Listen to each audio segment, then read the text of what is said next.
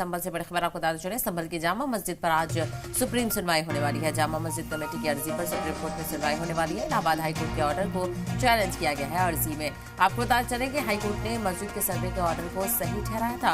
पिछली सुनवाई में यथास्थिति बनाए रखने का ऑर्डर दिया गया था, तो वहीं अब इस मामले को लेकर सुप्रीम कोर्ट का रुख किया गया है और यहाँ से उम्मीद लगाई जा रही है कि जो मुस्लिम फरीक है उसको यहाँ से कोई राहत मिलेगी।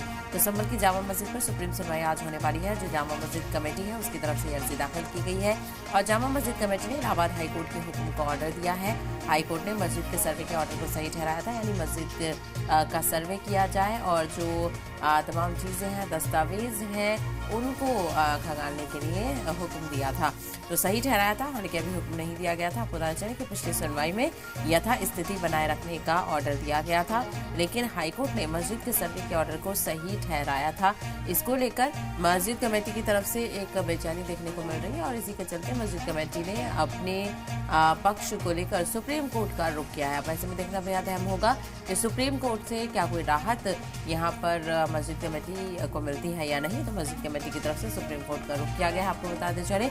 और संभल की जामा मस्जिद से जुड़ा हुआ ये मामला है, इसको लेकर आपने देखा था कि किस तरह से इस मामले को लेकर तनाज़ा शुरू हुआ था और हसास ये मामला है। ऐसे में सबकी निगाहें इस अर्जी पर टिकी हुई हैं। देखना बेहद अहम होगा कि सुप्रीम कोर्ट का क्या कुछ तबसरा निकल कर सामने आता है और क्या इसमें कहा जाता है।